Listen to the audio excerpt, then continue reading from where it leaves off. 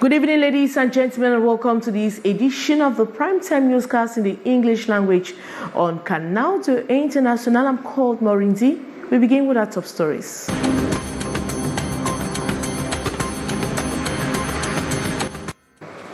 One month after the collapse of a four-story building on July 23, 2023, that killed at least 42 persons or 40 persons, area residents still live with the scars of the incident.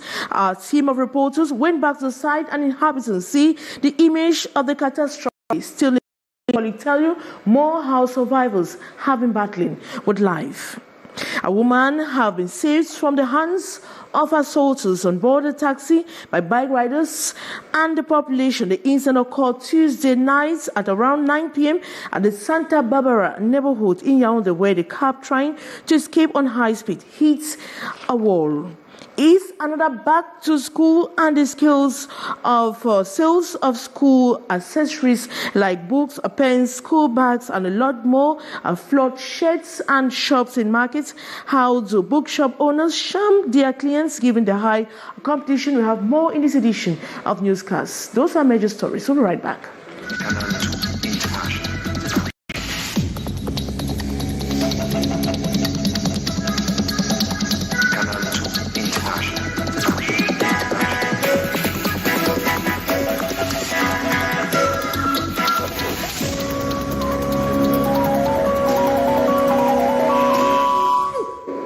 Good evening once more. It's exactly 1 month after the collapse of a building around Mobi Guinness here in Douala that killed at least 40 persons, and area residents still live with the scars of that incident.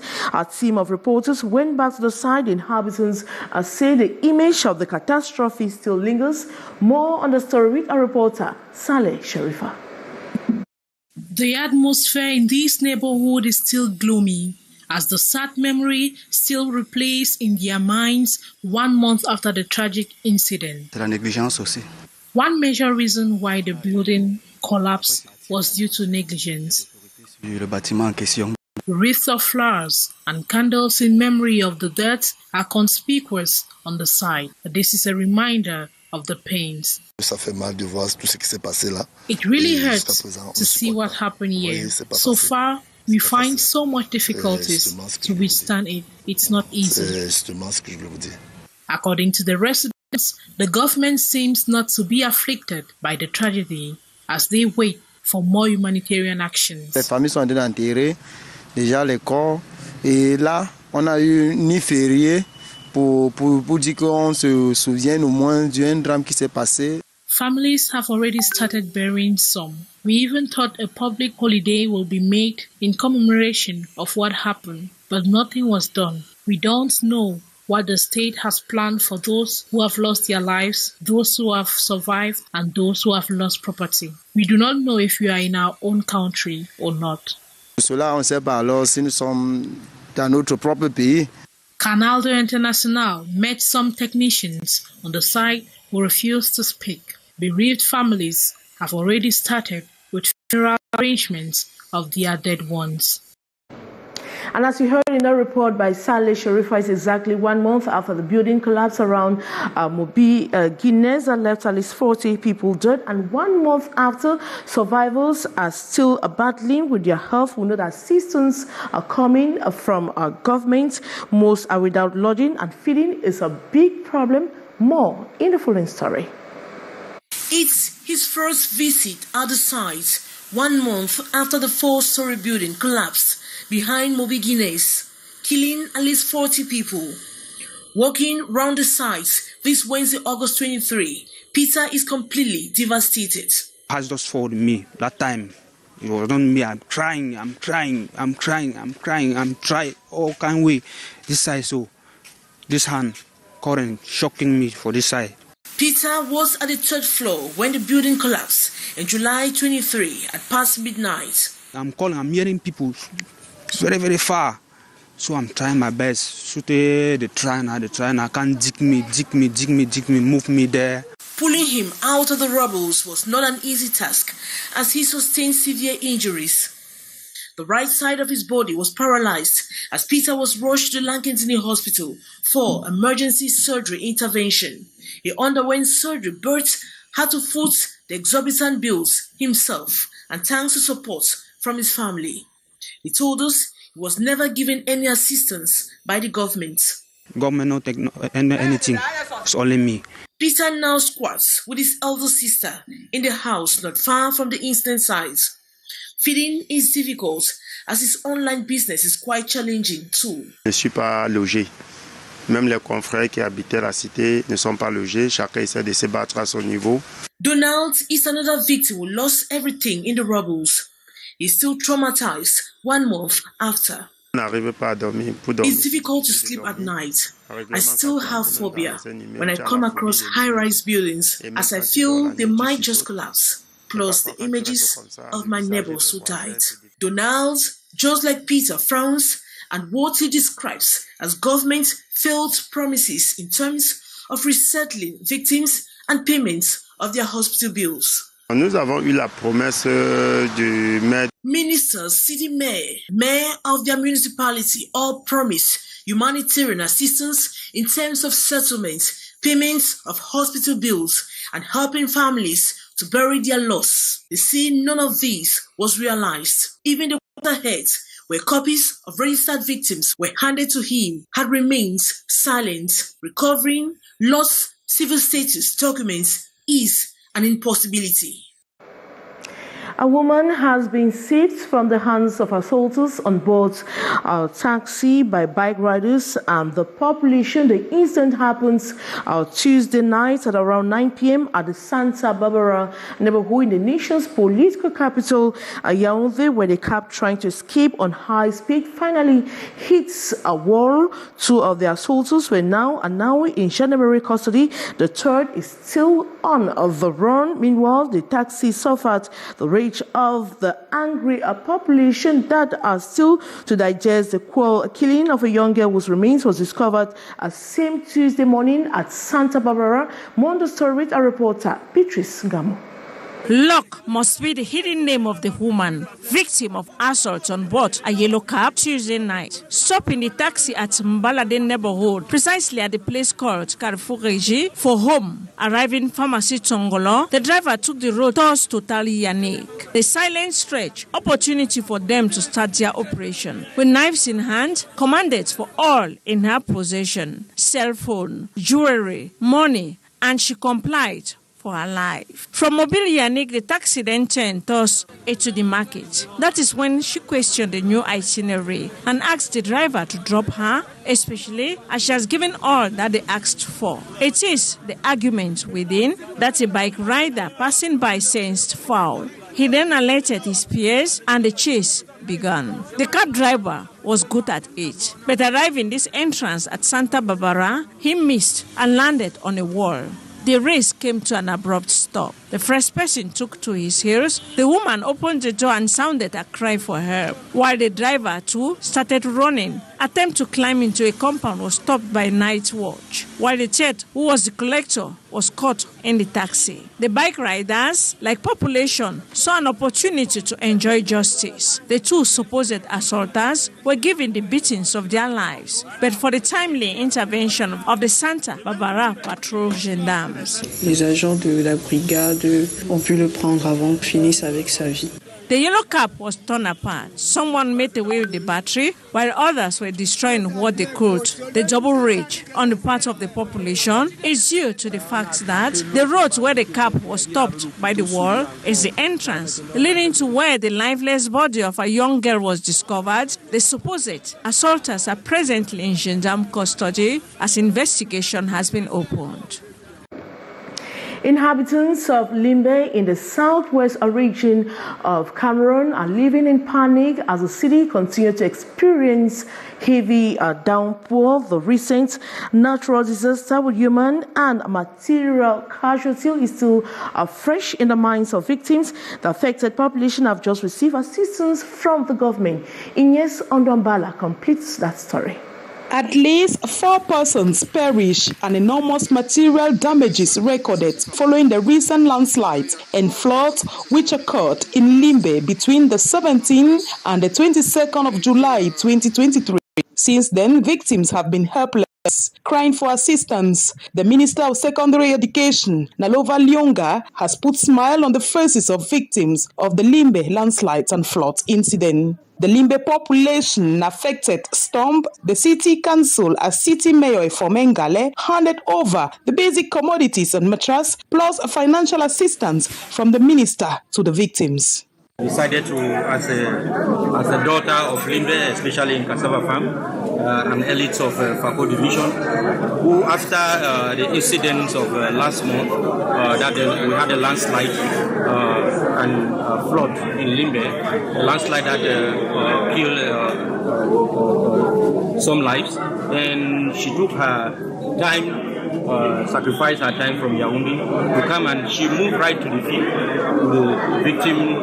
to the victims' residents, and visited them, and she left 10 million francs so that we can give to the victims. It is a sign of relief to the beneficiaries who have expressed gratitude following the gesture. All of this is to relieve the pain of some victims who were affected by the landslide and the flood in the Limbe municipality. The assistance goes to the population of the 10 neighborhoods of the Womanga catchment basin affected by the disaster. They all expressed satisfaction to Minister Nalova Lyonga for the kind gesture before thanking the Limbe City Mayor Fomengale, who is setting up a risk management integrated project which will mitigate the consequences of floods in Limbe. It's another back to school, and the sales of school accessories or stationeries like books, pens, bags, and a lot more of flood shades and shops. How do bookshop owners charm their clients given the high competition? Our reporter Beatrice Angamo and student journalist Chelsea Kouan went finding out the strategies in place. Their story. Les cahiers scolaires, le sac scolaire, les élèves en CM2, de la 6e en terminale. From a distance, the sound is perceived. Strategy by bookshop owners to attract clients. The speakers are placed at strategic positions with advertorial phrases on what they are having and the cost. Every conscious parent has to stop and understand it's just like a national anthem. Some prefer music, and entertainment like dance sets in. They show another form of attraction, and before you know it, you are getting books and other kits. When the parents listen to the music, how we repeat how the books are not expensive, really cheap compared to other libraries. The parents themselves comes. When dance or music fails, the talking and convincing finds its way, and many are good at that also. Oh, I love coming here because they always make me smile. They are welcoming and at times entertaining. As you can see, there's music outside. I'm buying and at the same time shaking my body. The bookshop owners assert the effectiveness of these strategies to lure customers and so boost sales. Oui, ça rapporte beaucoup. This strategy is very advantageous to us. Almost every year, we recruit youths who help us here in the bookshop and dance to attract clients. As the back-to-school preparation and shopping intensifies, these persons continue finding methods to charm new and retain old clients, especially as competition is very, very high. Career orientation remain imperative for the growth of students at every level of their education and should open them to diverse opportunities in the future. Education experts from the United States of America wants to change mindset of students by imposing the American style of education, which is based on practical knowledge rather than theoretical knowledge. More on the story. High rates of unemployment, lack of continuous orientation and counseling of students so they achieve better jobs and careers in the future are reasons why orientations like these are necessary. These happenings and more in Cameroon's educational system remains the biggest challenge that impedes growth.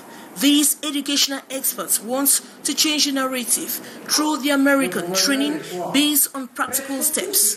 We believe that the future is African, the future is Cameroonian. We have a lot of young people here, and it's projected that the African youth will be the largest young population in the world. So we believe that it's best to train those students here rather than them taking an adventure, which sometimes are quite fatal.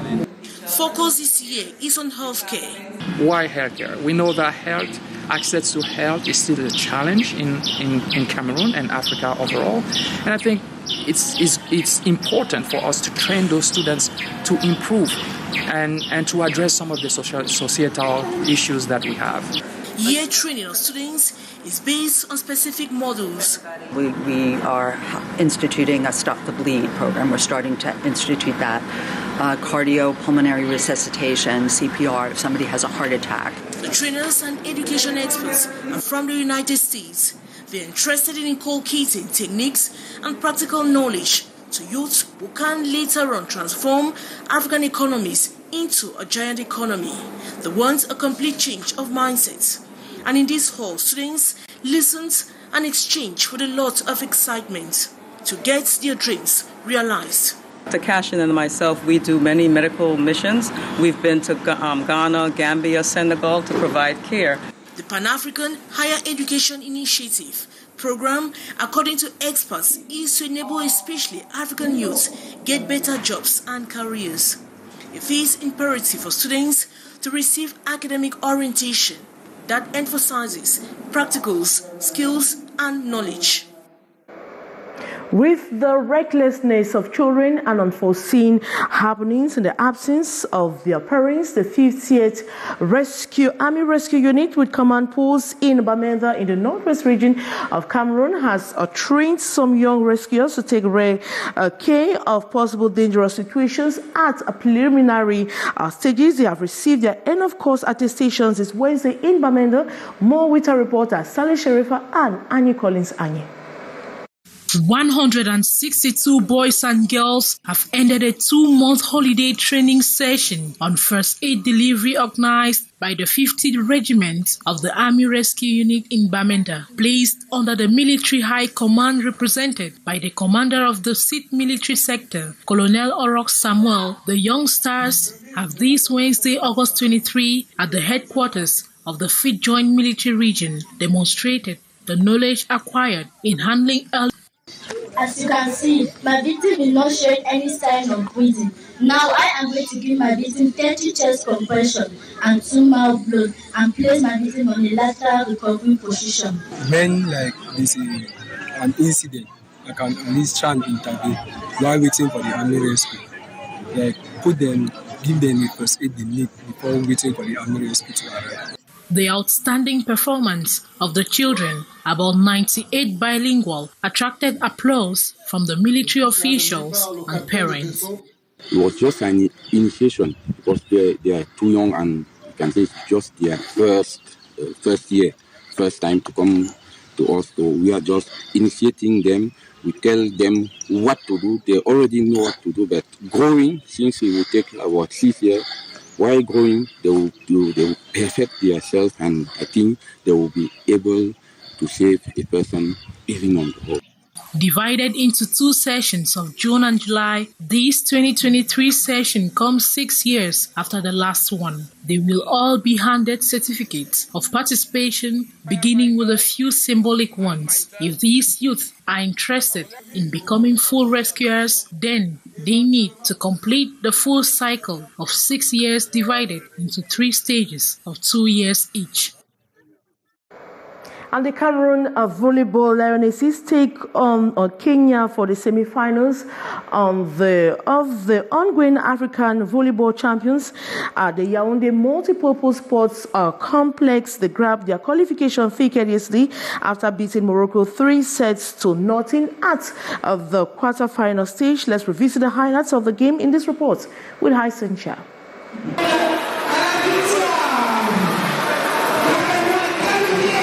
3-0 was the final score here in favor of the Cameroon Volleyball Lionesses against their Moroccan counterparts.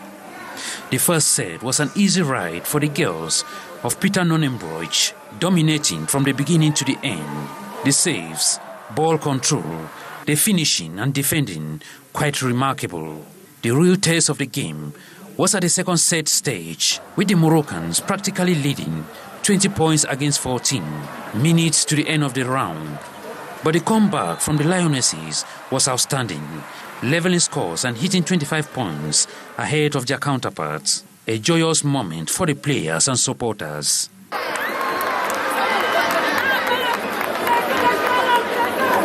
The dominance of Stephanie Fosso, Bikatal Flo and teammates continued during the third and last set as they grabbed their ticket for the semi-final against Kenya. And at the sound of the final whistle at the multipurpose sports complex, it was total jubilation for the thousands of fans that turned out here to cheer the team to victory.